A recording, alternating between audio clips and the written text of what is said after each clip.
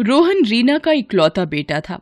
रीना ने रोहन को बड़े लाड प्यार से पाल पोस कर बड़ा किया था। रोहन के पिता की बचपन में ही मृत्यु हो जाने की वजह से रीना अकेले ही मोहन की पढ़ाई व घर का खर्चा चलाती थी, लेकिन इसके बावजूद रोहन को किसी चीज की कमी महसूस नहीं होने दी थी। रोहन की पढ़ाई खत्म हो चुकी थी और वो नौकरी के लिए अलग अलग कंपनियों में इंटरव्यू दे रहा था। क्या हो गया? क्यों इतना शोर मचाया हुआ है? रोहन रीना को गोद में उठाकर घुमाने लगता है। माँ, मुझे नौकरी मिल गई है। वाह मेरे लाल, जुग जुग जियो। आज तक तूने मेरे लिए इतना कष्ट उठाया माँ।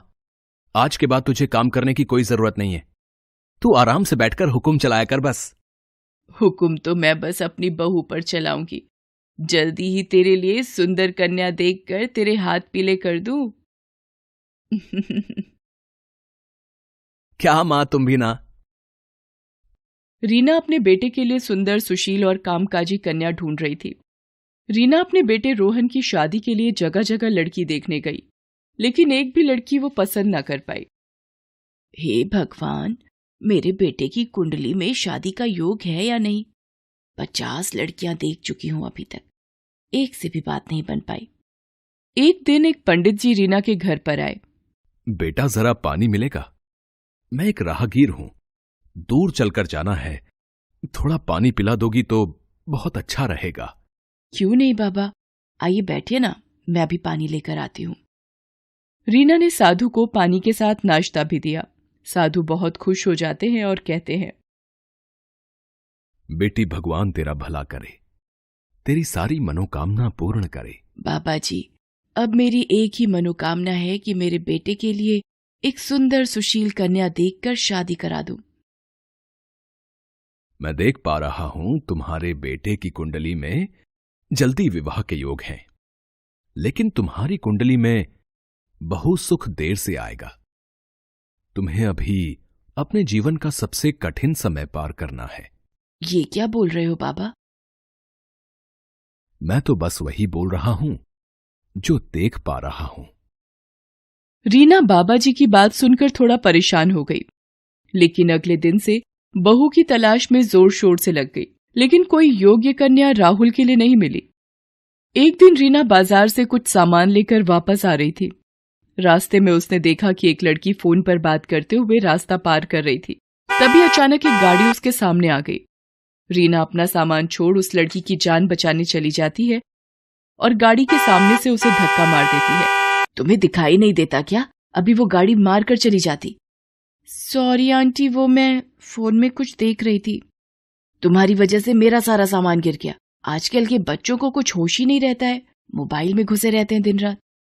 रागिनी रीना का सामान समेटने में मदद कर देती है और सारा सामान रीना के घर तक छोड़ देती है। जैसे ही रागिनी सारा सामान रखकर रीना के घर से बाहर निकल रही होती है, वो रोहन से टकरा जाती है और रागिनी रोहन के ऊपर गिर पड़ती है। रोहन रागिनी के खूबसूरत चेहरे को देखता रह जाता है। ये लड़की भी आफत है, एक काम ठीक से नहीं करती, जब देखो यहाँ वहां से गिरती पड़ती रहती है। दोनों खड़े होते हैं, लेकिन रोहन रागिनी के खूबसूरत चेहरे से अपनी नजरें नहीं हटा पा रहा होता है। रागिनी वहां से चली जाती है। चलो, आफत गई। वो लड़की कौन थी मम्मी? मुझे बहुत पसंद है, मेरी शादी करवा दो उससे। अरे फिर जाकर रोको उस लड़की को। वैसे भी कोई लड़की तुझसे शादी करने के लिए तैयार नहीं हो रही है, ये भी हाथ से निकल जाएगी। रीना और रोहन उस लड़की के पीछे भागते हैं। वो लड़की पड़ोस के घर में घुस जाती है। पड़ोसियों से पता करने के बाद उन्हें मालूम पड़ता है कि वो लड़की पड़ोस में नई रहने आई है। कुछ दिनों बाद रीना रागिनी के घर अपने बेटे रोहन का रिश्ता लेकर जाती है। नमस्ते बहन जी, मैं पड़ोस में ही रहती हूँ। आपकी बेटी रागिनी से मेरी मुलाकात हो चुकी है। आइए आइए, दरअसल हम इस मोहल्ले में नए हैं, हम यहाँ किसी को नहीं जानते हैं। मेरे बेटे रोहन को आपकी बेटी रागिनी बहुत पसंद है, वो आपकी बेटी रागिनी से शादी करना चाहता है। वाह, ये तो बहुत ही खुशी की बात है। हम अपनी बेटी रागिनी से बहुत परेशान हैं। वो आए दिन कुछ न कुछ गड़बड़ करती ही रहती है। शादी के बाद उसके सर पर जिम्मेदारी होगी, तब जाकर वो सुधरेगी। सभी की रजामंदी से कुछ ही दिनों में रागिनी और रोहन की शादी हो जाती है और रागिनी रीना के घर पर बहू बनकर आ जाती है। रीना और रोहन बेहद ही खुश होते हैं। बेटा रागिनी, अब ये घर भी तुम्हारा है। जी मम्मी जी। शादी के दूसरे ही दिन से रागिनी अपनी लापरवाही शुरू कर देती है। सामान इधर उधर रख के भूल जाना, घर गंदा रखना, दिन भर फोन में लगे रहना और बचे वक्त में अपने मायके चले जाना। रागिनी के इस व्यवहार से रोहित और रीना दोनों बहुत परेशान रहने लगे थे। एक दिन की बात है, घर पर कुछ मेहमान आने वाले थे। बेटा, आज घर पर तुम्हें देखने आस पड़ोस की औरतें आ रही हैं। शाम को तैयार रहना। हाँ ठीक है। शाम के वक्त सारी औरतें घर पर आ जाती हैं। रीना रागिनी को बुलाने उसके कमरे में जाती है तो वो कमरे में नहीं होती। रीना पूरे घर में रागिनी को ढूंढती है लेकिन वो नहीं मिलती। अंत में रीना उसे फोन करती है। रागिनी, कहाँ हो तुम? घर पर सारे मेहमान आ चुके हैं, तुम्हारा अता पता ही नहीं है। मम्मी जी, मैं तो अपने मायके आ गई थी। मैंने तुम्हें सुबह ही बताया था ना कि मेहमान आने वाले हैं, फिर भी तुम अपने मायके चली गई। सॉरी मम्मी जी, मेरे दिमाग से निकल गया। मैं अभी घर आती हूँ। रागिनी घर आकर सभी को संभाल लेती है, लेकिन रीना रागिनी के व्यवहार से बहुत ही दुखी होती है। रीना सोचती है कि अब रागिनी को कुछ न कुछ सबक सिखाना ही पड़ेगा, इसलिए रीना कुछ दिनों के लिए अपने मायके जाने का फैसला करती है। रागिनी, मैं कुछ दिनों के लिए अपने मायके जा रही हूँ।